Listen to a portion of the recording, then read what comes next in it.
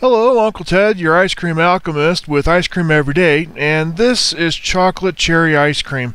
And I have to say, this is one of my favorite ice creams. Now, I realize I've said that a lot, but seriously, this is good stuff. It's rich, it's creamy, it's chocolatey, and I'm doing a double batch here so I don't waste any ingredients. I wanted to make sure I got the most out of what dairy I had left in the fridge. So, we start off with 2 cups of heavy cream and 3 cups of whole milk.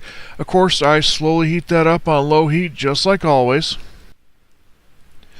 Next, I put 2 cups of sugar in a plastic container with a pinch of guar gum and 3 teaspoons of vanilla powder. I really like this vanilla powder because it doesn't add color to the ice cream like the liquid does.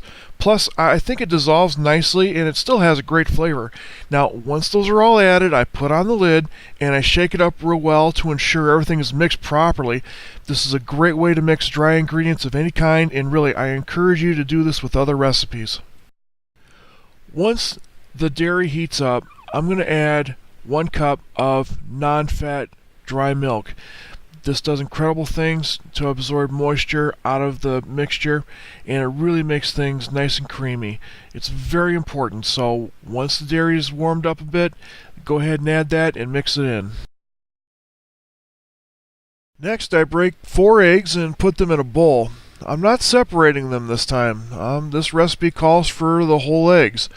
Then I begin whisking them, and once they're broken up and mixed, I begin slowly adding my sugar mixture in stages so it doesn't clump up.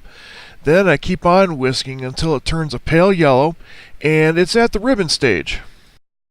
You know, if any of you happen to have an ice cream that you'd like to see made, please tell me in the comments section below.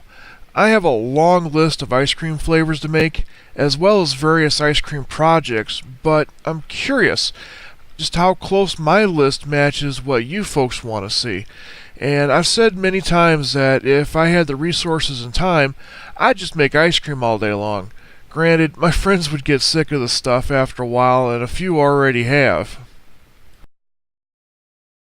Next, I need 2/3 of a cup of cocoa powder. I'm using a decent cocoa powder. I used Dutch cocoa once and it just didn't seem to work right. So now I'm trying to be careful with this stuff, and I'll show you why in a sec.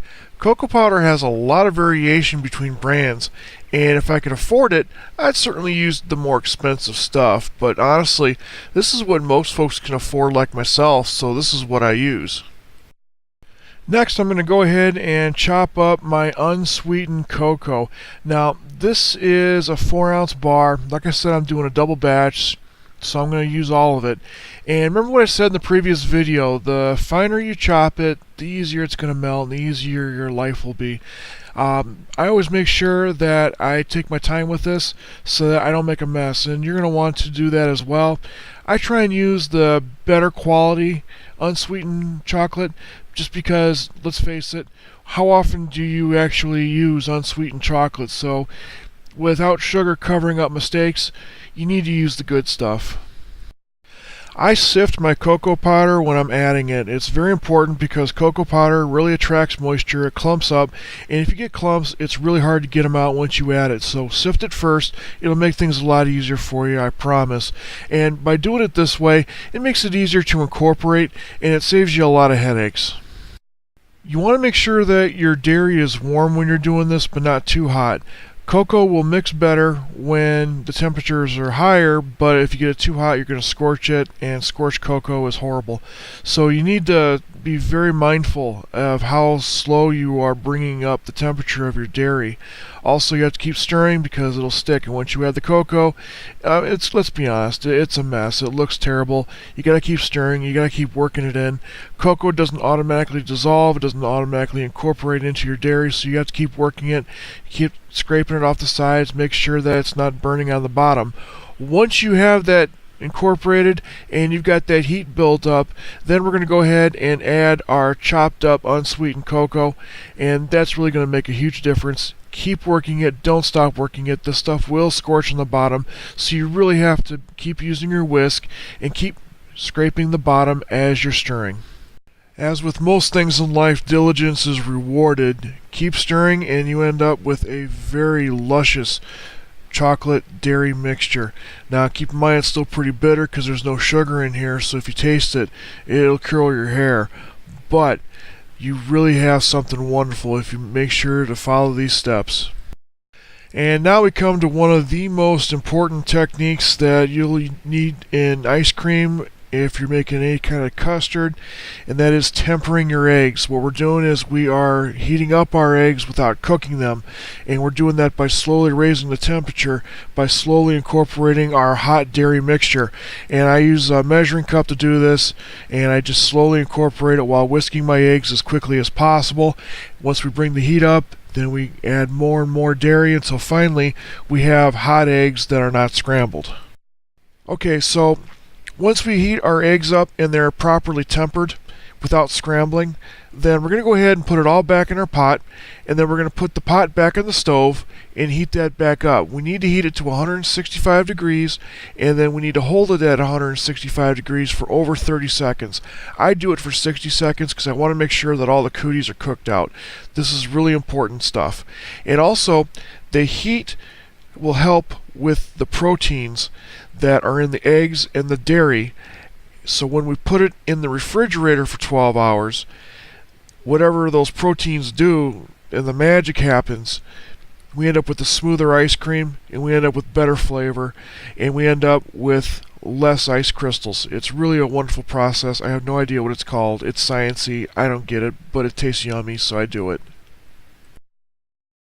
I left this shot in just because it's something different, but you'll note that I'm using the thermometer. Really, I got a very good thermometer for a couple of bucks, and it works just great.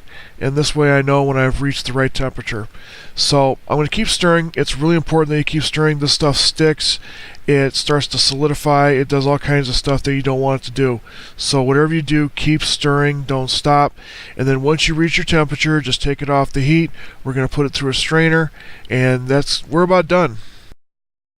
One thing about working with chocolate is that when you make a mess, you know it. And I made a mess. I'll admit that. I had chocolate all over the place. It took me forever to get cleaned up after this. But it's always well worth it. I mean, it's chocolate. And this is, without a doubt, one of the richest recipes I've used. And honestly, it's not even my own. I stole this from Ben & Jerry's. This is one of their recipes for the chocolate base. And it's pretty ubiquitous. You can find it all over the internet. But I tell you, it is a very good chocolate base. And, when I strained this out, there's a few bits of, chocolate that didn't quite melt. I was a little surprised by that, but I just worked it through my strainer and put it in the bowl because this is going to sit for 12 hours in the fridge. Now, for the cherry mixture, this is the same cherry mixture that I use for the white chocolate cherry. And I'll be honest with you, I found a couple of pits. I did a lot of work to get all the pits out, and I was still finding pits. I almost bit into one this morning because, I eat ice cream for breakfast. And I almost bit into one, which freaked me out because I like my teeth.